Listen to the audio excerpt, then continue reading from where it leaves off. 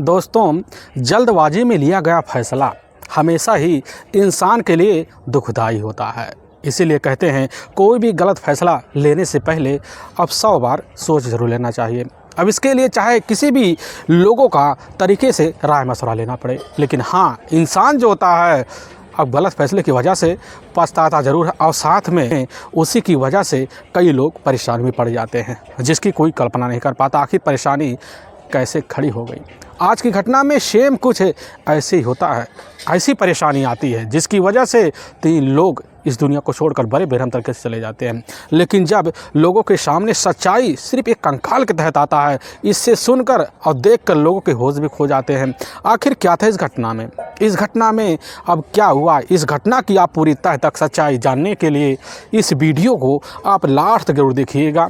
नमस्कार दोस्तों, मैं प्रदीप कुमार आपको इस टेढ़ी बात चैनल पे मैं स्वागत करता हूं।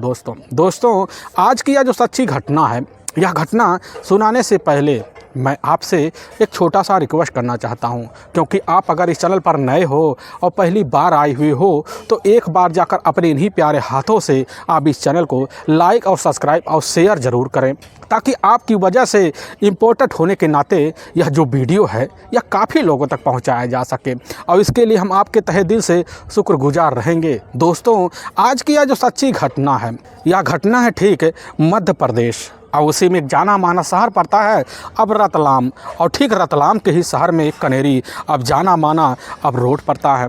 उसी रोड पर एक नई आवासीय कॉलोनी बना हुआ है, जिसका नाम होता है अब विध्यवासिनी ड्रीम कॉलोनी। और उसी कॉलोनी में काफ़ी छोटे छोटे मकान भी है और इधर लेकिन दूर भी हैं। उसी कॉलोनी में एक मकान होता है, उस मकान का मालिक जो होता है सोनू लतवाड़ी, जिसकी उम्र लगभग 33 साल के आसपास होता है। उसकी अपनी पत्नी भी होती है निशा, जिसकी उम्र लगभग अभी तक 31 साल के आसपास होता है। सोनू लतवाड़ी के टोटल 2 ही बच्चे होते हैं, जिसमें बड़े बेटे की उम्र लगभग 7 साल के आसपास होता है, इसका नाम इधर अमन होता है, और एक बेटी होती है जिसकी उम्र लगभग 5 साल के आसपास होता है, जिसका नाम खुशी होता है। लेकिन सोनू लतवाड़ी जो होता है अब मौके पर रेलवे में ही अब इधर एक ट्रकमैन भी होता है। उसका परिवार जो होता है काफ़ी खुशमय होता है, उसके परिवार में किसी भी चीज़ की कोई कमी नहीं होता है। लेकिन सोनू का जो रवैया होता है लोगों के विरुद्ध बड़ा ही मीठा होता है, क्योंकि जब अपने कॉलोनी में निकलता तो उसका लोगों के प्रति जो व्यवहार होता है काफ़ी खुशनुमा होता है। व्यवहार देखकर लोग उससे भी खुश रहते थे, क्योंकि बोलचाल की जो भाषा होती है इधर सोनू का बड़ा अच्छा होता है। लोगों के घर उसका काफ़ी ज़्यादा उठना बैठना भी होता है, और लोगों के साथ जो होता है अपनी दुख दया भी शेयर करना उसका रोज़ का एक जरिया होता है। वक्त बड़ी तरीके से इधर सोनू परिवार सहित जो होता है उस कॉलोनी में इधर बीतता है। लेकिन कॉलोनी वाले एक दिन बैठकर अंदाज़ा लगा लेते हैं कि आखिर लगभग 1.5 से 2 महीने का वक्त बीत चुका है। इधर ना जो होता है सोनू की अपनी पत्नी अब निशा दिखाई पड़ रहे हैं, ना घर में दोनों बच्चे दिखाई पड़ रहे हैं। अब इसी बात को जिज्ञासा लेकर अब सोनू के पास पहुंचते हैं, कहने लग जाते हैं कि भाई और भाभी निशा और दोनों बच्चे नहीं दिखाई पड़ रहे हैं, क्योंकि चहल पहल उनकी वजह से हमारे कॉलोनी में काफ़ी कम हो चुकी है। और सोनू जब यह बात सुनता करने लग जाता है कि आखिर निशा और दोनों बच्चे जो होते हैं मौके पर अपने ही अब मायके गए हुए हैं, वह आ जाएंगे जल्द से। लेकिन वहाँ पर पड़ोसी भी होते हैं, कहने लग जाते हैं कि जल्द जल्द बच्चों को बुलाओ, क्योंकि उन्हीं की वजह से हमारे इलाके कॉलोनी में चहल पहल कम हो चुका है, हमारा मन भी नहीं लगता है। यह बात कहने के बाद पड़ोसी जो होते हैं अपने काम में अब उलझ जाते हैं। लेकिन हफ्ते भर का वक्त बीत जाता है, लेकिन बच्चे लौट के नहीं आते हैं। इधर कॉलोनी वाले सोचने लग जाते कि आखिर सोनू के सामने हमने तो अपनी मन की बात रख दी, लेकिन सोनू लग रहा हमारी मन की बात को रखने के लिए करते तैयार नहीं हो रहा है, क्योंकि बच्चों को यहाँ पर ला नहीं रहा है। क्योंकि आए दिन उनके मन में एक शंका और बैठा होता है कि जब से इधर जो होता है निशा का यहाँ से जाना हुआ है, तब से जो होता सोनू के साथ एक युवती बराबर आना जाना बन गया है। लोग वहाँ सोचकर राय मशवरा भी जुटाते हैं, और जब राय मशवरा जुटाते हैं, जुटाने के बाद जो होता है उसी वक्त यह जानकारी लेने के लिए सबसे पहले सोनू के घर दोबारा पहुँचते हैं और पूछताछ करते हैं। तो सोनू यही कहता है कि आने वाली है, जल्द से आने वाली है, हो सकता है 2-3 दिन में वापस आ जाए, क्योंकि हमारे और उसके बीच ना थोड़ी बहुत झगड़े तकरार हुए थे, हमसे पैसे भी ली थी और बच्चे को लेकर मायके निकल गई थी। अब पड़ोसी यही बात कहते हैं कि जल्द जल्द मना दना के वापस बुला लो, पारिवारिक मामला है। और सोनू जो होता है उनकी बात को सुनता है, सुनने के बाद लगभग फिर 5 दिन का वक्त बीत जाता है। पड़ोसी यह बात जब सुनते हैं कि आखिर अभी तक जो होता है आना नहीं हुआ, तो परेशान हो जाते हैं। और तभी ठीक जैसे ही अब इधर 21 जनवरी साल 2023 का वक्त होता है, तो कुछ लोग होते हैं इधर विंध्याचल जो कॉलोनी होता वहीं के अपने हिसाब से कुछ राय मशवरा मिलकर लेते हैं, और लेने के बाद जो होता सीधा का सीधा अब जाकर इधर रतलाम के ही कोतवाली पहुंच जाते हैं। अब वहाँ के एसपी होते हैं अभिषेक तिवारी, उन्हीं के सामने जाकर इधर अपनी सारी जो होती है बीती बिताई बात सामने रख देते हैं। और जब यह बात जो होता वहाँ के एसपी अभिषेक तिवारी सुनते हैं तो वहाँ भी करने लग जाते हैं कि ठीक है, हम इसके बारे में पता करेंगे कि आखिर जो होता है लगभग 2 महीने 2.5 महीने का वक्त बीतने वाला है, अभी तक उनकी जो पत्नी होती है निशा और बच्चे का आता पता नहीं चल रहा है। उनके मन भी शंका हो जाता है, लेकिन इधर जो होता है पुलिस की टीम अपने हिसाब से जांच पड़ताल करने के लिए अब कुछ टीम को इधर सोनू के घर भेज देती है। और जब घर पहुंचते हैं तो सोनू से पूछताछ करते हैं। सोनू कहने लग जाता है कि साहब, हमारी जो पत्नी होती है निशा और हमारे दोनों बच्चे जो होते हैं, निशा हमसे कुछ पैसे मांग रही थी और एक बार नहीं बार बार मांगती है, जिसकी वजह से साहब हमने उसके आमोश में आकर हमने उसकी पिटाई कर दी और हमसे गुस्सा होकर ना जाने कहाँ कुछ गहने लेकर यहाँ से चली गई है और उसका आता पता नहीं चल रहा है। यह बात जब वहाँ के कोतवाली भी सुनते करने लग जाते हैं कि मना दना कर वापस मंगा लो। वहाँ की टीम जो होती है अपने हिसाब से इस प्रकार वहाँ चली जाती है अपने ही थाने।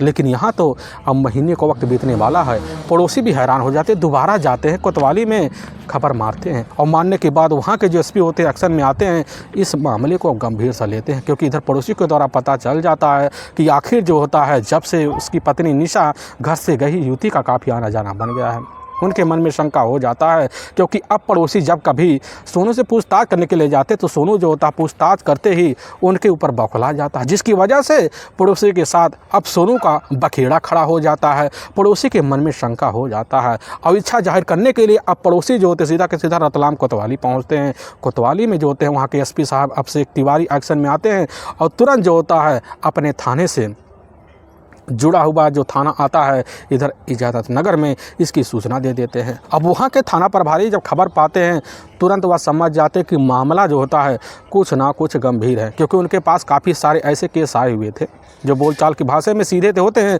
लेकिन जब उस भाषा में घुसते तो बड़ा टेढ़ा निकल कर जो शब्द आता है उससे पुलिस भी चौंक जाती है और पुलिस तुरंत एक्शन में आ जाती है। एक टीम गठित करती है वहाँ के इजाज़त नगर के पुलिस थाने की टीम, और अपने हिसाब से काफ़ी पुलिसकर्मी होते हैं, और जिसमें इधर हेड कांस्टेबल मनोज पांडे होते हैं और साथ में इजाज़त नगर के ही इधर थाना प्रभारी होते हैं। और दीनदयाल के नगर के थाना प्रभारी जब एक्शन में आते हैं टीम को अपने साथ लेते हैं और दोबारा जो होता एक टीम में लेकर ठीक है शाम के टाइम में ही 21 जनवरी को पहुंच जाते हैं। और पहुंचने के बाद सोनू से पूछताछ करते हैं कि हमें सच सच बतला दो, तुम्हारी पत्नी कहाँ है, क्योंकि हमारी एक जो टीम होती है अभी दोपहर के टाइम में ही इधर निशा के मायके गई हुई थी, लेकिन उसके पिता से मुलाकात हुई थी। पता चलता है कि उनकी अपनी जो बेटी होती है निशा, जब से तुम्हारे साथ शादी की है तब से जो होता है निशा का कभी मायके आना जाना नहीं हुआ। आखिर तुम कह रहे हो निशा अपने मायके जा सकती है, लेकिन हमें पता चला वहाँ नहीं गई है। और पुलिस की जैसी आप बात सुनने के बाद वहीं पर सोनू शक पका जाता है, पुलिस के मन में शंका हो जाता है। पुलिस की जो टीम होती है वहीं रात को लगभग 10 बजे के आसपास सोनू को ऊपर शक्ति दिखाती है और सोनू पुलिस के सामने वहीं एक ऐसा खुलासा करता है जिससे सुनकर पुलिस के पैरों नीचे ज़मीन खिसक जाती है। और पुलिस की टीम जो होती है एक्शन में आती है, फोरेंसिक टीम, और साथ में बड़े अधिकारी को सूचना भिजवा देती है। और रात को लगभग वही जैसे ही 5 बजे के आसपास भोर का टाइम होने वाला होता है तो वहाँ पर डॉग स्क्वाड फोरेंसिक टीम भी पहुँच जाती है और काफ़ी बड़े अधिकारी पहुँच जाते हैं। डीएम के आदेश अनुसार जो होता है काफ़ी मजदूर भी आ जाते हैं और सोनू के ही इशारे पर वहाँ बरामदा होता है जिसे दलान कहते हैं। उसी दलान में जाते हैं, देखते एक मौके पर प्लास्टर को करा हुआ फर्श होता है और नया नया दिख रहा होता है। मजदूर उस फर्श की अब खुदाई करना शुरू कर देते हैं बड़े अधिकारी के इशारे पर, और जैसे ही 5 से 6 फुट खुदाई करते हैं तो उसी में 3 कंकाल एक साथ दिखाई देते हैं। लोग देखकर हैरान और दंग सा हो जाते हैं। पता चलता है वह तीनों कंकाल किसी और के नहीं हैं बल्कि सोनू के ही हाथों से किए हुए अपराध के जरिए इधर उसकी अपनी पत्नी निशा और साथ में दोनों बच्चे होते हैं, कपड़े होते हैं, जिसकी वजह से अब इसकी जो सूचना होता है बड़े अधिकारी के तहत बड़े बड़े बड़े अधिकारी तक पहुंच जाता है और तुरंत इसकी जो खबर होता है निशा के अब परिवार वालों को भी लग जाता है, क्योंकि निशा के परिवार में जब खबर पाते हैं पुलिस के द्वारा वह भी तलाशी में लगते हैं। लेकिन तलाशी करने के लिए जो था उसी वक्त अपने कुछ रिश्तेदारों सहित निशा के मायके वाले पहुंच जाते हैं। और लेकिन जैसे ही तीनों कंकाल को देखते हैं, देखने के बाद उनका भी रोना चीखना दहाड़ा फाड़ना शुरू हो जाता है। और इधर पुलिस की टीम तीनों बॉडी को तो तरीके से कंकाल को अपने कब्जे में लेती, फोरेंसिक टीम के सहित कुछ साक्ष्य जुटाती है और इधर वही पंचनामा भर्ती उठाकर अपने नज़दीकी जो सरकारी अस्पताल होता है अब इधर रतलाम में पोस्टमार्टम हाउस भेजवा देती है। और इधर सोनू तलवाड़ी को पुलिस की टीम अपने कस्टडी में लेती है और लेने के बाद ठीक जो होता है अब एक टीम लेकर दीनदयाल नगर थाने पहुंच जाती है। और वहां के जो एसपी होते हैं अब इधर अभिषेक तिवारी और साथ में थाना इंस्पेक्टर होते हैं मनोज पांडे जो होता है अब सोनू तलवाड़ी से तो तरीके से पूछताछ करते हैं। लेकिन जब पूछा जाता है तो उसी ने एक ऐसा खुलासा करते हुए सबको चौंका बैठता है, कहने लग जाता कि साहब हमारा एक अपना करीबी दोस्त है। और जैसे अपने दोस्त का नाम बताता है और पुलिस की जो टीम होती है उसी वक्त एक टीम लेती है और लेने के ठीक जो होता है बंटी कैथवास को अपने कस्टडी में लेती है और लेकर थाने पहुंचती है। और बंटी कैथवास जैसे ही थाने में अब सोनू तलवाड़ी को देखता सारा मामला समझ जाता और चंद मिनट के अंदर जो होता है मिली हुई तीनों कंकाल का रहस्य दोनों खोल बैठते। लेकिन जो सच्चाई रखते सुनने के बाद लोग हैरान भी और परेशान भी हो जाते हैं। असल में सोनू के परिवार में उसके जो अपने माता पिता होते हैं उसकी अलग ज़िंदगी होती है, अलग निकाह होता है। क्योंकि सोनू के जो पिता होते हैं राजेश तलवाड़ी मौके पर एक रेलवे कर्मचारी होते हैं और कर्मचारी होने के नाते उनका जो रुतबा होता है सोनू के पैदा होने से पहले काफ़ी अलग होता है, जिसकी वजह से उनका रौक धौक अपने इलाके में जमा होता है। लेकिन इसी बीच राजेश तलवाड़ी का जो होता है अपने ही इलाके में रहने वाली एक सुल्ताना बेगम नाम की खूबसूरत युवती होती है, जिसके साथ जो होता है अब इधर राजेश का तौर तरीके से प्रेम प्रसंग हो जाता है। दोनों जो होते हैं शादी का इरादा बना लेते हैं। लेकिन इधर अब जाकर सुल्ताना बेगम के परिवार वाले भी इधर राजेश से खफा हो जाते हैं, जिसकी वजह से विरोधी हो जाते हैं और विरोधी की वजह से दोनों इस तरह प्यार में अंधे हो जाते हैं। सुल्ताना और राजेश दोनों मिलकर शादी का फैसला लेते हैं और शादी कर कर अपनी ज़िंदगी जो था घर गृहस्थी बता लेते हैं। खूबसूरत तरीके से ज़िंदगी चलता है। लेकिन इसी बीच जो होता है अब सुल्ताना एक बच्चे की माँ भी बन जाती है, जिसका नाम सोनू अब लतवाड़ी हो जाता है। अब सोनू लतवाड़ी जो होता है अपने हिसाब से बचपना खूबसूरत तरीके से बिताता है। पास एक स्कूल होता है उसी में जाकर अब पढ़ाई भी करता है। लेकिन जब पढ़ाई करता है पढ़ाई करते करते हाई स्कूल का परीक्षा तो पास कर लेता है, लेकिन आगे चल कर जो होता है अब पिता के पैसों पर ऐश करना भी शुरू कर देता है। और 20 साल की उम्र के जाते जाते वह शराबखोरी और साथ में नशाखोरी जुआराखोरी में अब शामिल हो जाता है। यहाँ तक कई लड़कियों के साथ जो होता है उसके प्रेम प्रसंग हो जाते हैं। पूरे मोहल्ले में जो होते हैं उसकी आवारागर्दी के चर्चे होने शुरू हो जाते हैं। लोग तरह तरह की बातें करते हैं। सारी शिकायत जो होता है राजेश तलवाड़ी के पास पहुँचता। अब पहुँचने के बाद अपने बेटे के ऊपर एक्शन तो लेते हैं, लेकिन उनका जो बेटा होता है इधर खुद जाकर सोनू अपने पिता के खिलाफ हो जाता। उनके सामने यही बात कहता कि जब आपकी स्थिति 20 साल के करीब थी तो आप भी जो तुम माँ के साथ ने मिलकर प्रेम प्रसंग चलाए थे और खिलाफ थे, हम भी वही कर रहे थे, आपकी क्या चल रही है। यह बात सुनने के बाद राजेश भी अपनी जुआ बंद कर लेते थे, बार बार परेशानी का सामना करते जाते थे। लेकिन इसी बीच जो होता सुल्ताना भी सोच लेती है कि आखिर अपने बेटे के भविष्य के लिए हमें कोई ना कोई अब जुगाड़ पानी करना पड़ेगा और पाबंदी लगाने के लिए कोई ना कोई रास्ता देखना पड़ेगा। तभी जो होता है इधर सुल्ताना का ही अपने एक खाला का जाने माने रिश्तेदार होते हैं, उन्हीं का एक बेटी होती है अब निगमा देखने में अब काफ़ी खूबसूरत भी होती है और चंचल भी होती है। और चंचल पन्ना देख कर जो होता है इधर तुरंत जो होता है अब सुल्ताना जो होता है अपने बेटे सोनू के लिए निगमा को पसंद कर लेते हैं। और निगमा और सुल्ताना की जो शादी होती है अब तौर तरीके से हो जाती है। होने के बाद जो होता है तौर तरीके से अपनी ज़िंदगी में सोनू और निगमा दोनों खूबसूरत तरीके से रहना शुरू कर देते हैं। लेकिन शादी के जैसे ही अब कुछ ही माह बीतता है, कुछ माह बीतने के बाद जो होता है पूरी तरह से अब जैसे मोह माया निगमा के लिए उतरता है तो उसी बीच दोबारा नशाखोरी में उतर जाता है और कई युवतियों के साथ ऐश करना शुरू कर देता है। और यहाँ तक कि नशा कर कर घर लौटता और निगमा को लेकर झगड़े तकरार की वजह से निगमा भी परेशान हो जाती है, सोचने लग जाती है कि आखिर अपने पति को कौन से रास्ते पर लाया जाए और कौन सा रास्ता तौर तरीके से अच्छा रहेगा। यही सब सोच साझ कर पूरे परिवार वालों को भी राय मशवरा लेती, लेकिन उसका राय मशवरा किसी को काम नहीं आता। और सोनू अपनी मर्जी से अपनी ज़िंदगी जीने लग जाता है। लेकिन जीते जीते कैसे न तैसे कर निगमा और सोनू की ज़िंदगी के लगभग कई महीनों का वक्त बीतता है और बीतते बीतते लगभग 1 साल का वक्त बीत जाता है। लेकिन इधर निगमा को एहसास हो जाता है कि हमारे रहते ही अब जो होता हमारा पति यहाँ कभी सुधरने वाला नहीं है, जिसकी वजह से उसी वक्त अपने पति अब सोनू उर्फ सलमान को छोड़ देती है और छोड़ने के बाद अपने ही अब मायके भाग जाती है। लेकिन मायके जाने के बाद अपने परिवार वालों का उसी समय सपोर्ट लेती है और लेने के बाद थाने में जाती है और फिर वहाँ जो होता है अपने पति के ऊपर जो होता है मुकदमा दर्ज कर पुलिस की टीम आती है, एक्शन में आती है। लेकिन इधर कुछ सुलहनामा हो जाता है, लेकिन निगमा जो होती है जाती है तलाकनामा दायर कर देती है। और इधर तलाकनामा की वजह से जो होता है पूरी तहत सहयोजी के तहत इधर निगमा को 1500 रुपया महीने देने के लिए पुलिस की जो टीम होती है सोनू के ऊपर दबाव मारती है, जिसके दबाव में आता है वह राजी हो जाता है पालन पोषण के लिए।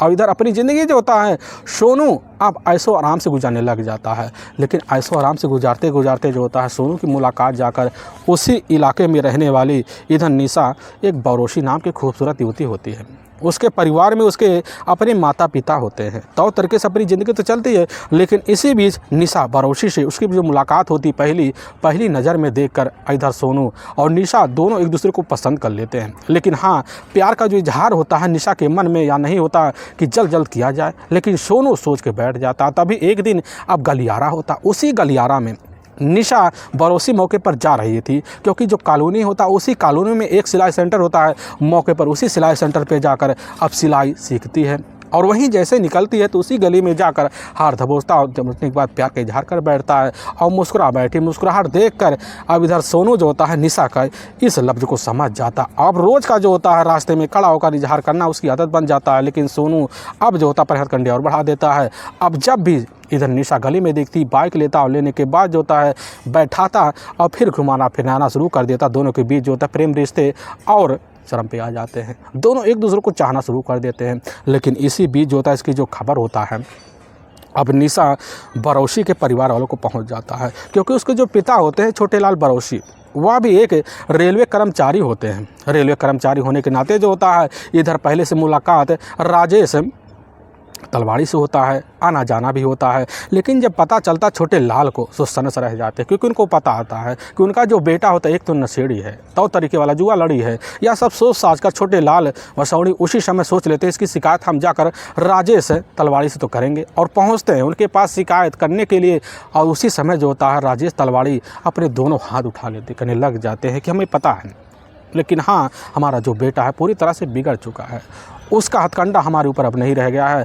अगर आप चाहते हैं कि आपकी बेटी सही रास्ते पाए तो आपको जो होता है अपनी बेटी निशा वैशाली की शादी कर देना चाहिए, ताकि हमारा बेटा अपना अलग रास्ता बनाए। यही सब सोच साझ कर छोटे लाल जो बसौरी होते हैं उसी समय समझ जाते हैं कि हमें करना क्या है। और तभी अपनी बेटी की जो शादी होता है अब शादी के लिए रिश्ता देखना शुरू कर देते हैं। उनके हिसाब से उनके ही पैतृक अब जो होता है गांव में एक लड़का मिल जाता है और शादी के लिए जो होता है अपनी बेटी को दिखाने के लिए साल 2014 में ही इधर जनवरी का जो महीना होता है अब एक ट्रेन होता है, उसी ट्रेन में पूरे परिवार सहित निशा को लेकर बैठ जाते हैं, क्योंकि निशा अपने पिता के दबाव की वजह से हामी भर लेती है।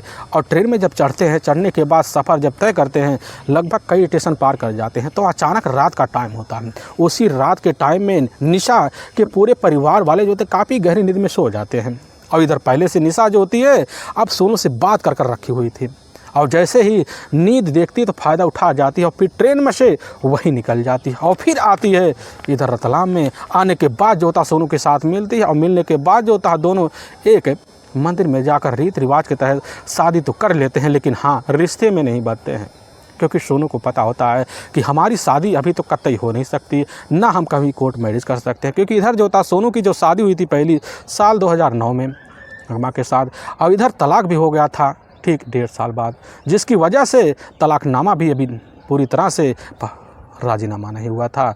और इधर भरण पोषण के लिए हर महीने 1500 रुपये देने का जो वादा हुआ था, और इसके तहत जब तक तलाकनामा नहीं हो सकता तब तक शादी भी नहीं हो सकता। लेकिन कैसे न तैसे कर दोनों मिलते हैं। मिलने के बाद जो होता है अब लिव इन रिलेशन में रहने की मंजूरी लेते हैं और लेने के बाद दोनों अब साथ रहना शुरू कर देते हैं। लेकिन रहते रहते जो होता है कुछ माह का वक्त जब बीतता है, अब बीतने के बाद साल का वक्त बीतता है, ना इधर निशा को पता चलता है ना इधर सोनू को पता चलता है। दोनों के बीच टोटल अब 2 बच्चे हो जाते हैं, जिसमें एक बड़ा बेटा होता है और एक छोटी बेटी खुशी होती है और बेटे का नाम अमन होता है।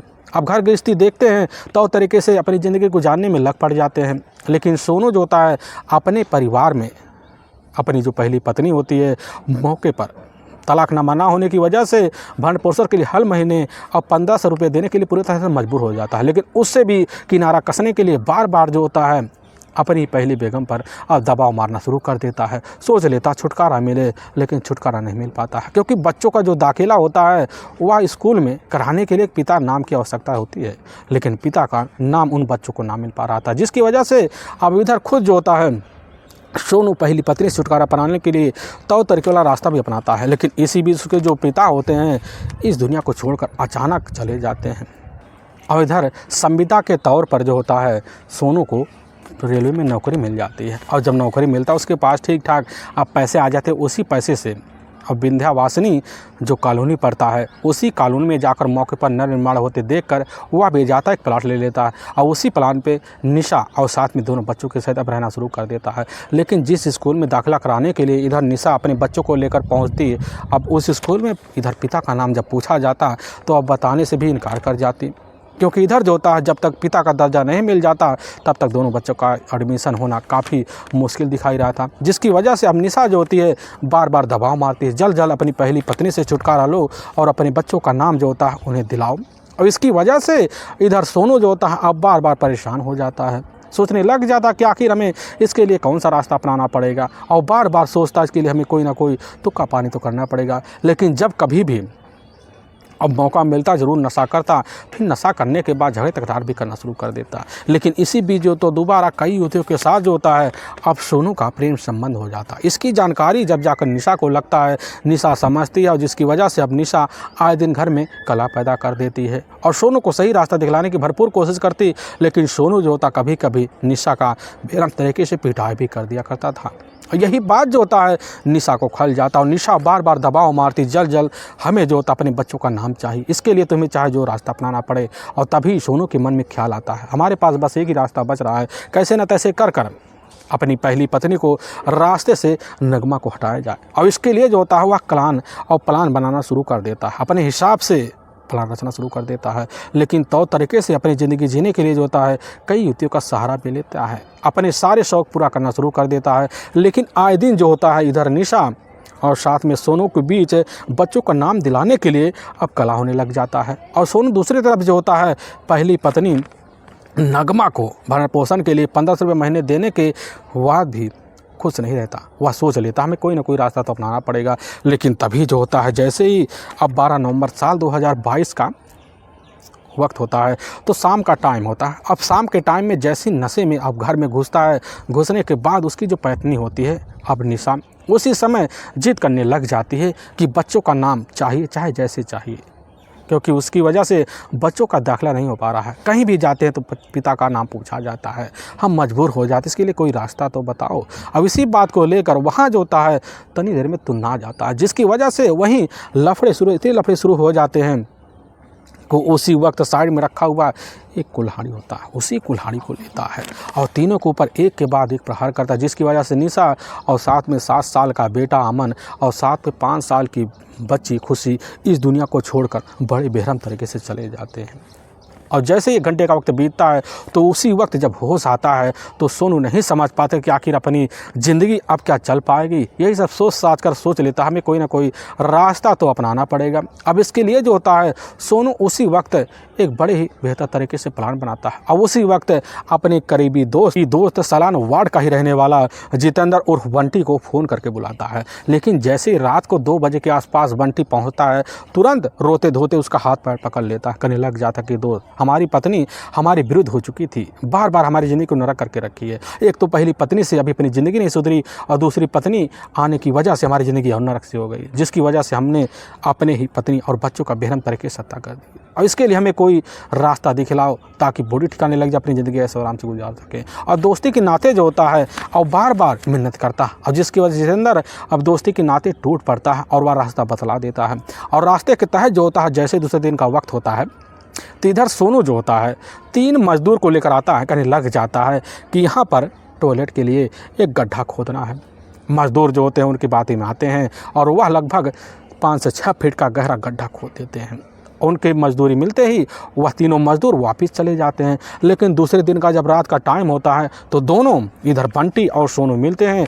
अब तीनों बॉडी को कब्जे में लेते हैं, एक कंबल में लपेट के ले जाकर उसी खोदे हुए गड्ढे में डंप कर देते हैं। फिर काफ़ी सारे मिट्टी भर देते हैं। फिर उसी के ऊपर जो होता है सीमेंट से प्लास्टर भी लगवा देते हैं। फिर उसी कमरे में जो होता है अब रोज़ की तरह खुशनुमा ज़िंदगी सोनू तलवाड़ी गुजारने लग जाता है। और जब गुजारने लग जाता है तो इसी बीच जो कॉलोनी के लोग होते हैं, विंध्याचल कॉलोनी के, वह भी काफ़ी अनबन में रहने शुरू कर देते हैं, क्योंकि बच्चे थे निशा के तौर तरीके से बच्चों से मिले हुए थे। लेकिन बच्चे जब उन्हें देखते हैं तो बार बार अपने पिता से शिकायत करते हैं, जिसकी वजह से अब पड़ोसी भी में पड़ जाते हैं कि आजकल निशा के बच्चे नहीं दिखाई पड़ रहे हैं। और पड़ोसी के मन में शंका, बार बार पूछताछ के लिए सोनू के ऊपर दबाव मारते हैं। लेकिन सोनू था उस घर में बड़े खुश मिजाज से अपनी ज़िंदगी गुजारता है, भले ही तीनों वहीं पर दफन होते हैं।